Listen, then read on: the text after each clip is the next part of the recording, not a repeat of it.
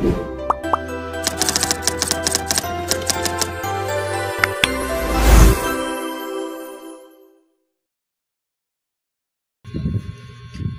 day, Dr. Ivy Nazareth. I hope you're doing well. I am Luna Jose Emmanuel B, a first year BSED English student and your resource speaker for this video report.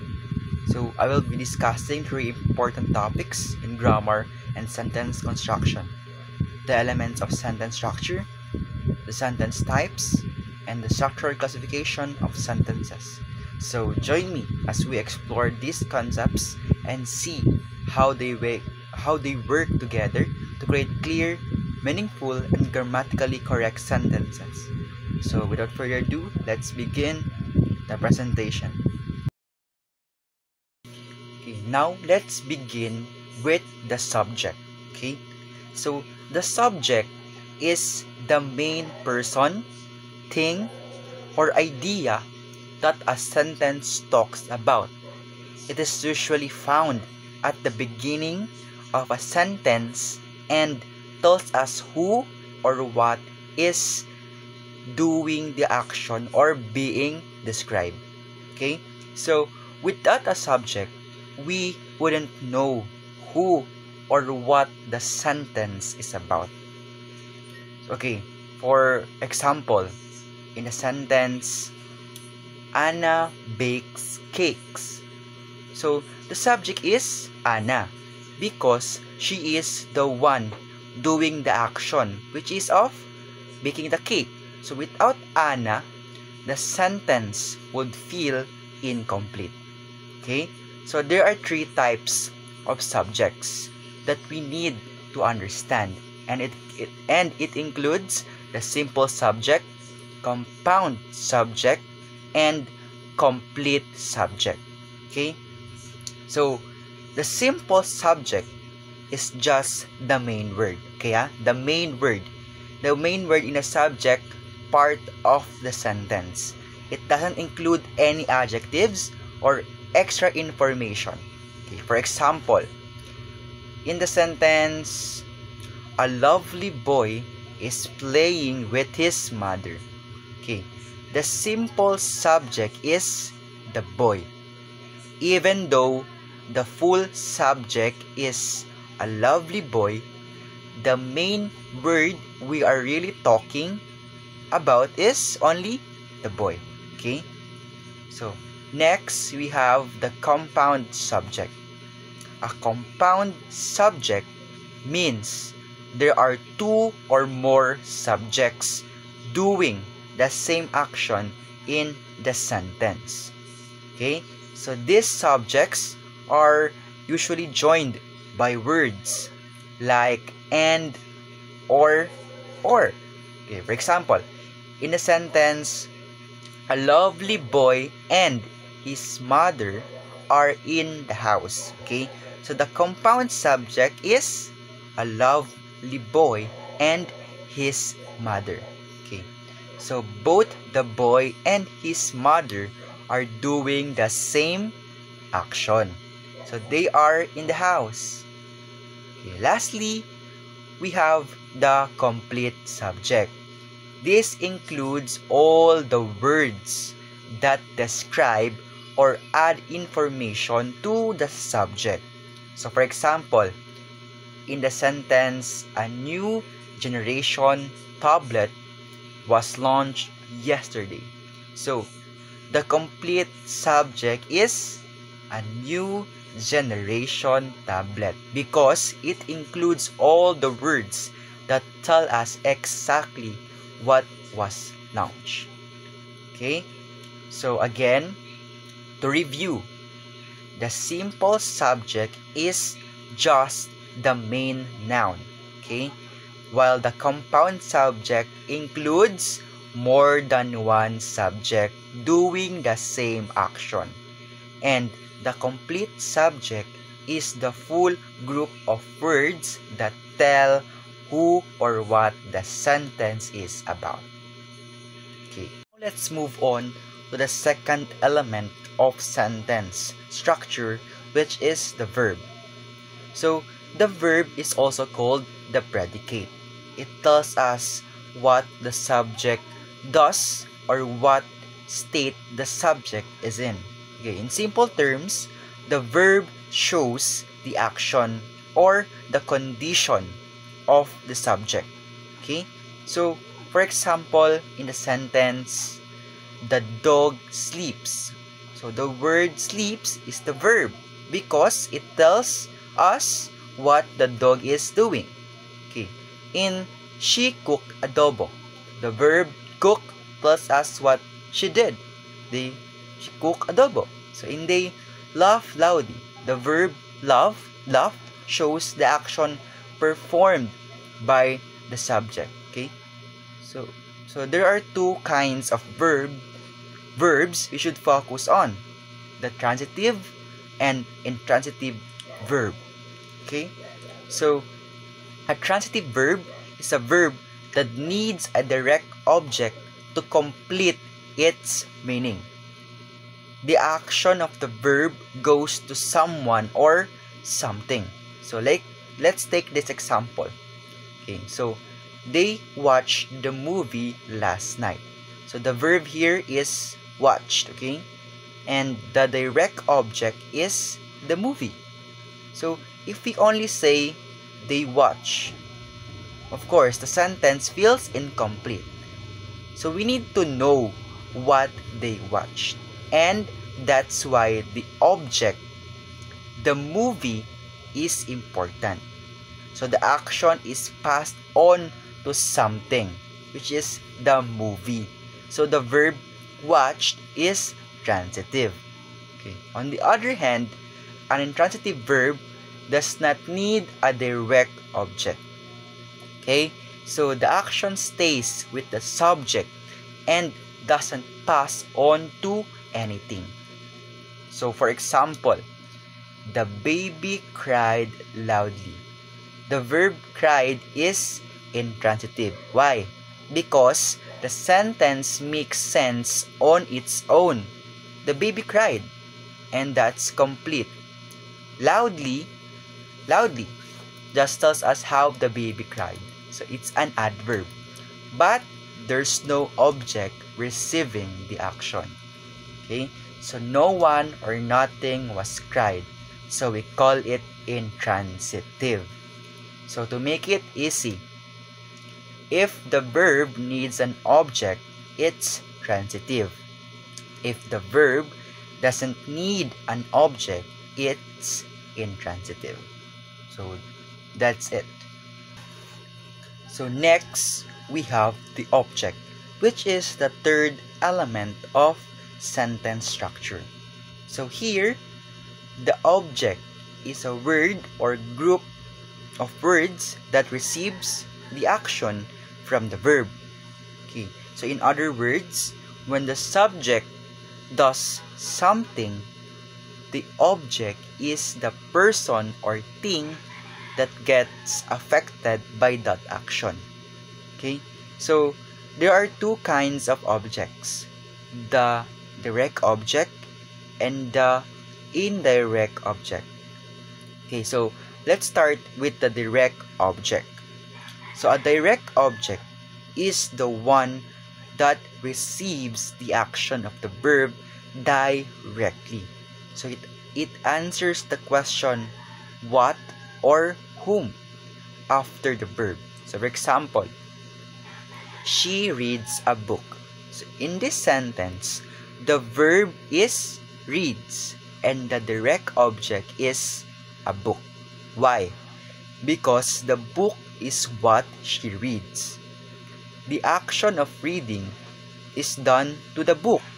So the book receives the action directly. Okay? So now let's talk about the indirect object. An indirect object is the one that tells to whom or for whom the action is done. Okay? So it usually comes before the direct object in a sentence. So let's take this example. He gave his sister a gift. So the verb here is gave. The direct object is a gift. So that's what he gave But his sister is the indirect object because she is the one receiving the gift. Okay? So the action is not being done to her directly. Okay? From the word indirect. But she benefits from it. The gift is given to her. Okay? So to summarize, the direct object answers what or whom, while the indirect object answers to whom or from whom. Okay? So now let's move on to the complement, which is another important element of sentence structure. Okay. So a complement is a word or group of words that adds more information to complete the meaning of a sentence. It usually tells us something about the subject or the object. So without the complement, the sentence might sound incomplete or confusing. Okay? So let's look at this sentence or this example. She is a teacher. Here, a teacher is the complement. It gives us more information about the subject. She, the verb is, does not show action. It just shows a state of being. So we need something to complete the idea. Okay? So just saying she is wouldn't be enough, of course, right? So when we add a teacher, the sentence becomes clear and complete. Complements are often used with linking verbs. Okay, of course, linking verbs are example as, is, am, are, was, were, become, and seem. So here's example of linking verbs. So these verbs connect the subject to more information about it, and the complement gives that extra detail. So always remember that if the sentence doesn't feel complete or doesn't make full sense yet, a complement might be what's missing.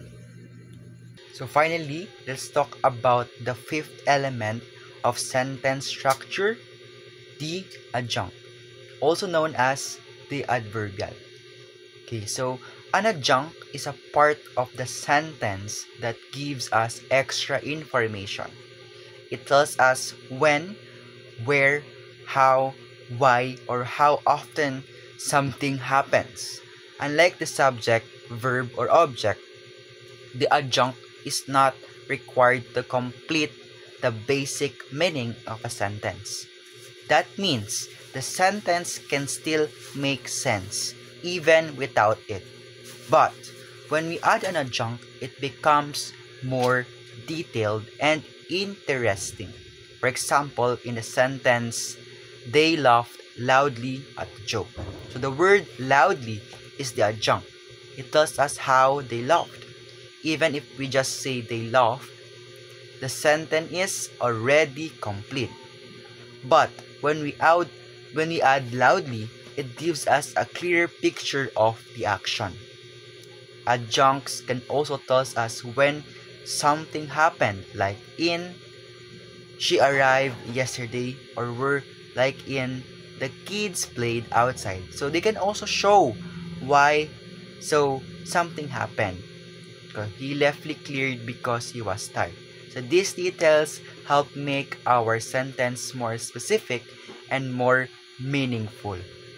Okay, so to keep it simple, an adjunct is like an extra piece of information that answers questions such as how, when, where, why, or how often.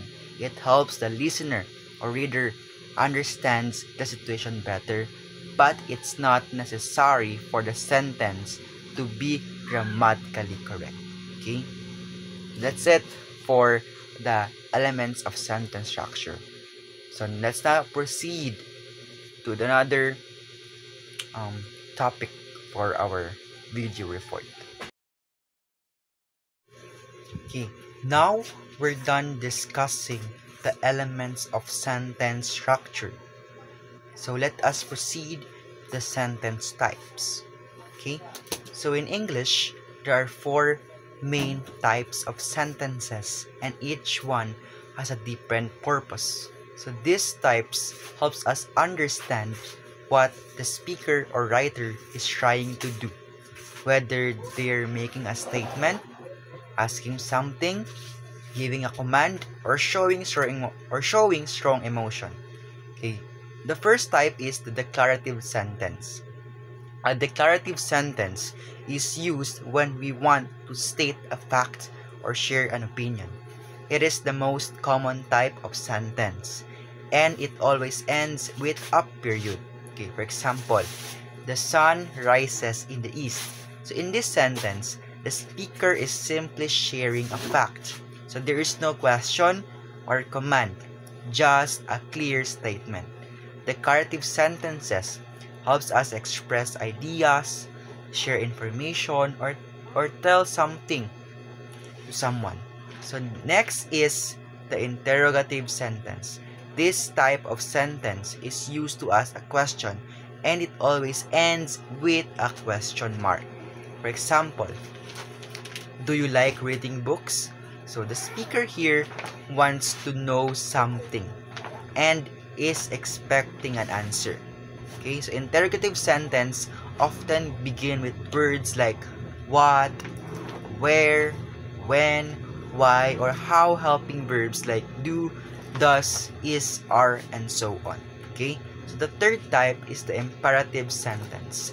An imperative sentence is used to give a command, make a request, or give instructions. It may end with a period or sometimes an exclamation mark, depending on how strong the command is. Okay, so for example, please close the door. So here, the speaker is asking someone to do something. It's a polite request, so it ends with a period. But if you say, close the door now, so that will use an exclamation mark to show urgency or strong emotion. Okay, last but not the least, we have the exclamatory sentence.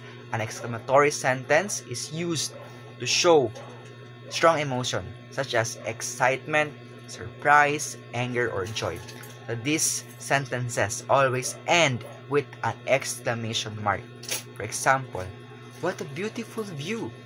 So this sentence expresses a strong feeling, amazement, and the exclamation mark helps us feel that emotion when we read or hear it. Okay, so that's all for the sentence types. So we have the declarative, the imperative, interrogative, and the exclarative. Okay. Now that we have discussed the different types of sentence, let us now move on to our final topic, the structural classification of the sentence. So, this classification is based on how many clauses a sentence contains and how those clauses are connected. Okay, a clause is a group of words that has a subject and a verb. Of course, we all know that. When we combine clauses in different ways, we form different sentence structures. There are 4 main classifications. Okay, so simple, compound, complex, and compound complex. Okay, so let's begin with the simple sentence. A simple sentence contains only one independent clause, and it expresses a complete thought. It has a subject and a verb, and even though it's called simple, it can still be long and detailed. For example, she writes poems. So this sentence has only one idea, and it's clear and complete. Okay, so the subject is she, and the verb is writes. Simple sentences are very common and useful in everyday communication. So, next, we have the compound sentence. A compound sentence has 2 or more independent clauses. These clauses are joined together by a coordinating conjunction such as and, but, or, so, yet, and others. So each part of the sentence can stand on its own as a complete sentence. So, for example, I want to go to the market. but it started to rain. So here, we have two independent clauses, which is I want to go to the market and it started to rain. So they are connected by the word but, which shows contrast. Together, they form one compound sentence. So now, let's talk about the complex sentence. A complex sentence contains one independent clause, at least one dependent clause. A dependent clause cannot stand alone. It needs the main clause to complete the thought. For example, because she was tired, she went to bed early. In this sentence, she went to bed early is the independent clause. It can stand on its own. Because she was tired is a dependent clause. It explains why, but it cannot be a sentence by itself. So, complex sentence help us give reasons, conditions, or time relationships in our writing. For instances. So lastly, we have the compound complex sentence. This structure includes at least two independent clauses and at least one dependent clause. It is a common combination of the compound and complex sentence. For example, even though I was late, I finished my project and I submitted it on time. Okay, so let's break it down. I finished my project and submitted it on time are the two independent clauses.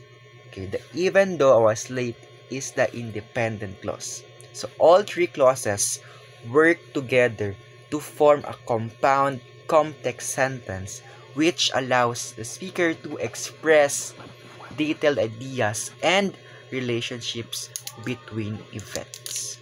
So that's all about structural classification of sentence, and that's all that concludes all of my presentation.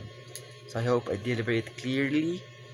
So again, I am Luna Jose Manuel D, your resource speaker for this video report.